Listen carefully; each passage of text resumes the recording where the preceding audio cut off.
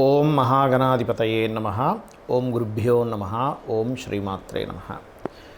మనం ఈరోజు జూలై మాసంలో గ్రహస్థితి ఏ విధంగా ఉంది, దాని మూలంగా ఎవరెవరికి ఎటువంటి ఫలితాలు జరగనున్నాయి అనేటువంటి విషయం చెప్తుంది. నేనైనప్పటికీ కూడా చెప్పిస్తుంది సాక్షాత్ లలితామ్మవారిగా భావిస్తూ ముందుగా అసలు గోచారం ఎలా ఉంది అని చూసుకున్నట్లయితే, మీనరాశిలో శని, వృషభంలో స్వక్షేత్రంలో శుక్రుడు, మిథునంలో గురువు యొక్క సంచారం జరుగుతుంది. ఆ యొక్క శుక్రుడు 26వ తేదీ వరకు అక్కడ ఉంటాడు.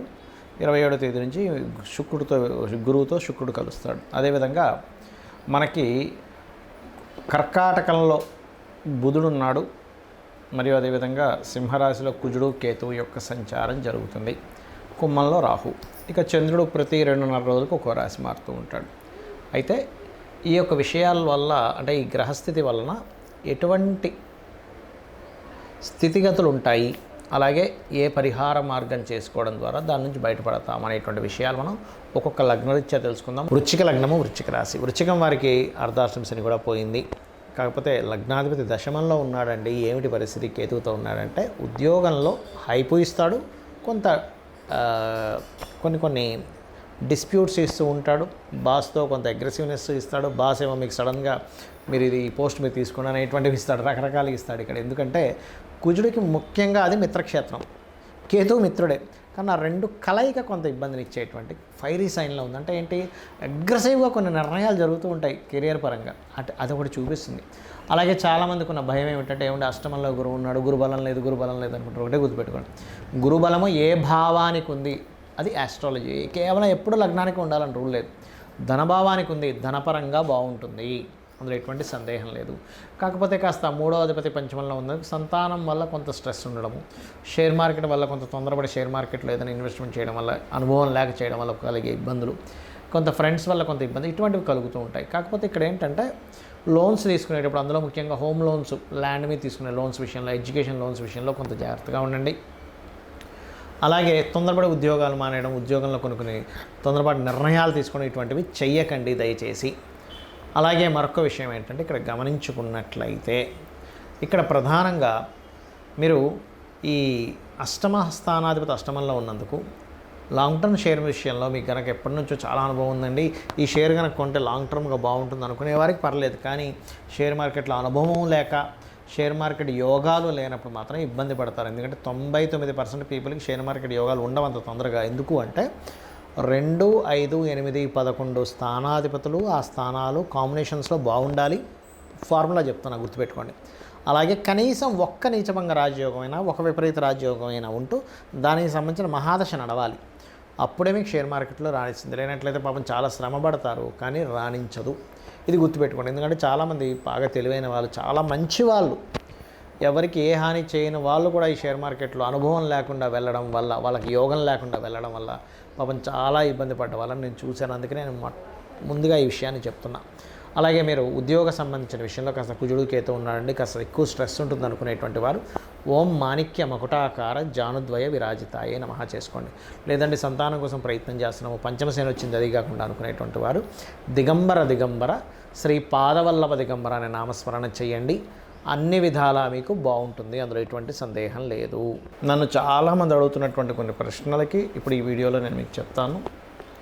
చాలామంది ఏంటంటే నన్ను అడుగుతున్నటువంటిది, అసలు ఒక జన్మజాతకం తీసుకున్నప్పుడు అందులో అస్సలు మహాదశ కానివ్వండి, యోగాలు కానివ్వండి సరిగ్గా లేక చాలా దారుణమైనటువంటి స్థితిలో ఉన్నప్పుడు కూడా మనం బయటపడవచ్చా అన్నది చాలామంది అడిగారు.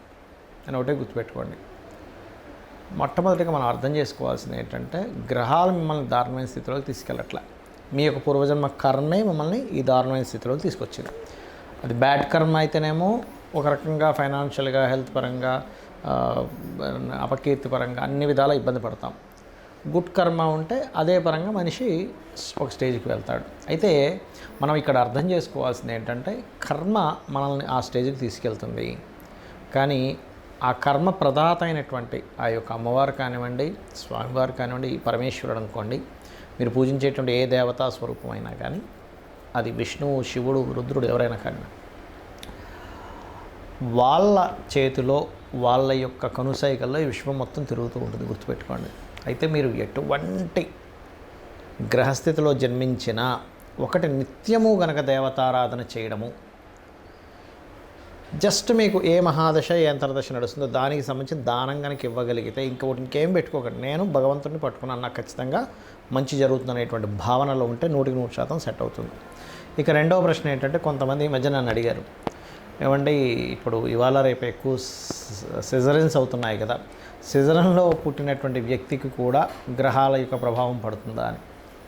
ఒకటే గుర్తుపెట్టుకోండి, మనకి పూర్వజన్మ కర్మ వల్ల గ్రహ ప్రభావం అనేది మన మీద ఉంటుంది. ఇప్పుడు సిజరన్లో పుట్టినంత మాత్రం ఆ వ్యక్తి జ్వరం లేకుండా లేదు, ఆ వ్యక్తికి అంటే సి సెక్షన్ చేసి బయటికి తీస్తారు న్యాచురల్గా కాకుండా. అదేవిధంగా ఆ వ్యక్తికి ఏ ఇబ్బందులు రాకుండా ఉండట్లేదు, ఎందుకంటే మంచి కర్మ లేదా మనం ఒక బ్యాడ్ కర్మ చేసామా మంచి కర్మలు చేసుకున్నామా అనేది పూర్వజన్మ దీన్ని బట్టి ఉంటుంది.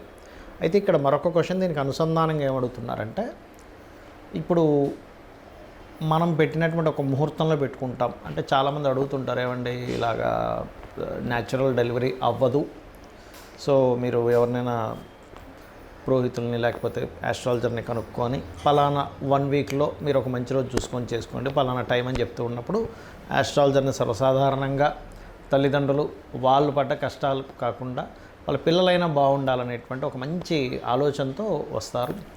తద్వారా పలానా రోజు చేసుకోండి బాగుందని చెప్పడం జరుగుతుంది. అయితే ఇక్కడ ఏంటంటే క్వశ్చన్ ఏంటంటే, చాలామంది మరి అలాగ మనం ముహూర్తం పెట్టినప్పుడు ఆ వ్యక్తికి అన్ని కర్మలు పోతాయా ఒక మంచి ముహూర్తంలో పుట్టినప్పుడు అంటే, ఒకటే చెప్తానండి మీకు, మనం పెట్టడం కాదు అసలు అక్కడ ముహూర్తం.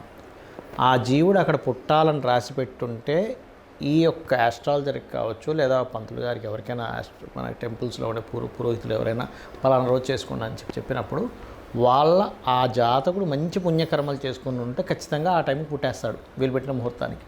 లేదనుకోండి, నేను చాలా కేసెస్ చూసింది ఏంటంటే, మంచి ముహూర్తం పెట్టినా కూడా జీవుడికి ఆ టైంలో పుట్టే యోగం లేదు. అంటే ఆ జీవుడు పలానా కర్మలు అనుభవించడానికి ఒక పర్పస్ కోసం పుడతారు. ప్రతి ఒక్కరు కూడా ఖచ్చితమైన ఒక పర్పస్ ఉంటుంది. ప్రతి జీవి ఒక పర్పస్ కోసం పుడుతుంది. ఆ పర్పస్ కోసం పుట్టేటప్పుడు ఏ సమయంలో పుట్టాలో ముందే డిసైడ్ అయి ఉంటుంది.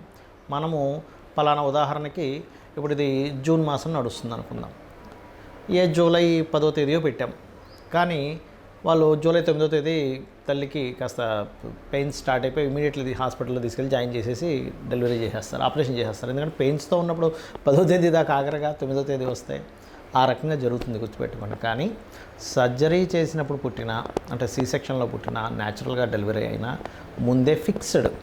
కాకపోతే ఏంటంటే కొంచెం వీళ్ళు చేసుకున్న పుణ్యం ఉంటుంది, తల్లిదండ్రులు చేసుకున్న పుణ్యకర్మలు ఏవైనా ఉంటాయి, అవి కొంతవరకు వీళ్ళని సరైన సమయంలో పుట్టేలాగా కూడా తోడ్పడుతుంది.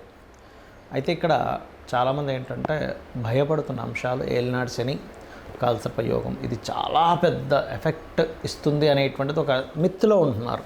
ఒకటి గుర్తుపెట్టుకోండి, నేను చాలా వీడియోలు చెప్పాను, మళ్ళీ చెప్తున్నా, 180 మంది ప్రెసిడెంట్ల జాతకాలు నెట్లో నేను సెర్చ్ చేసి చూశాను. అందులో 90% ఆఫ్ ఈ యొక్క ప్రెసిడెంట్లకి కాలసర్ప యోగం ఉంది.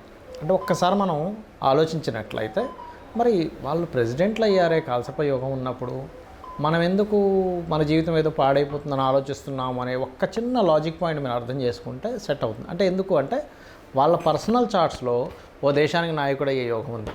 కొంతమందికి కాలసర్ప యోగం ఉన్నప్పుడు మంచి డాక్టర్స్ అయ్యారు, మంచి లాయర్లు అయ్యారు, ఐఏఎస్లు ఐపీఎస్లు కూడా ఉన్నారండి. ఇంకా చెప్పాలంటే అంటే ఏమిటి అంటే, వాళ్ళ కాలసర్ప యోగం కేవలం మనకు శాస్త్రంలో చెప్పింది ఏమిటి అంటే, మీకు చాలా స్పష్టంగా నేను చెప్పబోయేది ఒకటే, కేవలం ఇది దేశకాల పరిస్థితులకు మాత్రమే కాలసర్ప యోగాన్ని చూడాలి, జన్మజాతకానికి అసలు అప్లై చేయకూడదు. గుర్తుపెట్టుకోండి. ఏమండి లేదండి నాకు దానివల్ల అవుతుంది, అదంతా మీ మిత్తని చెప్తాను నేను. ఖచ్చితంగా మీ యొక్క నెగటివ్ థింకింగ్ వల్ల అలా అనిపిస్తుంది, దీనివల్లే అవుతుందేమో అని. కానీ వేరే కారణాలు ఉంటాయి. సంపాదించలేకపోతున్నాము, సెకండ్ లార్డ్ ఎక్కడో ఇబ్బంది పడి ఉంటాడు, ఉద్యోగం రావట్లేదండి కాలసర్ప యోగం వల్ల. మీ 10th లార్డ్ చూడండి ఫస్ట్, మీ 10వ అధిపతి ఏమిటి, ఎలా ఉంటుందంటే అన్నిటికీ కూడా తలనొప్పి వచ్చిన కాళ్ళకి ఆయిల్ రాసుకున్నట్టుగా ఉంటుంది పరిస్థితి. కాబట్టి అలా కాదు. 10వ అధిపతి ఏమిటి, వివాహం అవ్వట్లేదు కాలసర్ప యోగం అనుకుంటారు, కాదు. మీ 7వ అధిపతి ఎలా ఉన్నాడు, వివాహ జీవితంలో గొడవలు అయిపోతున్నాయి, విడాకులు అయిపోతున్నాయి. 12వ అధిపతి ఎలా ఉన్నాడో చూడండి. ఆరోగ్యం బాగాలేదు, 4, 5, 6 అధిపతులు ఎలా ఉన్నారో చూడాలి. ఇలా ఒక్కొక్క దానికి పర్టికులర్గా శాస్త్రంలో కొన్ని ఫార్ములాస్, కొన్ని భావాలు చెప్పబడింది. అలాగే ఏలినాడు శని విషయంలో కూడా మీరు గుర్తుపెట్టుకోండి, ఎప్పుడు కూడా శని అనగానే వెంటనే మనం నెగిటివ్గా వెళ్ళిపోయి నాకేం కలిసి రాదు, నేను ఏం చేసినా కలిసి రాదు, అది కాదు. కర్మకారకుడు, కర్మప్రదాత, ఆయనకి ఒక పోర్ట్ఫోలియో ఇవ్వడం జరిగింది. మీ మంచి చెడు కూడా ఆయన ఇస్తాడు. కాబట్టి ఏమిటి, ఏలినాడు శనులు అర్ధాష్టమశనులు అష్టమశనులు నడిచేటప్పుడు ఎక్కువ నిద్రపోవడం చేయకూడదు, యాక్టివ్గా ఉండాలి, ఎక్సర్సైజ్ చేస్తుండాలి, ఎప్పుడు ఏదో పనిలో ఉంటుండాలి, శ్రమిస్తుండాలి. శ్రమకారకుడు కాబట్టి మనకి ఇబ్బంది కలగకుండా ఉంటుంది. దాంతోపాటు మీకు దగ్గరలో ఏదైనా ఆలయం ఉన్నట్లయితే ప్రత్యేకంగా స్కందుడి ఆలయము లేదా గణపతి ఆలయము లేదా అమ్మవారి ఆలయం, ముఖ్యంగా హనుమాన్ ఆలయం కనుక మీరు రెగ్యులర్గా వెళ్తున్నట్లయితే ఏలినాడు శని ప్రభావం కంప్లీట్గా పాజిటివ్గా పనిచేస్తుంది మీకు.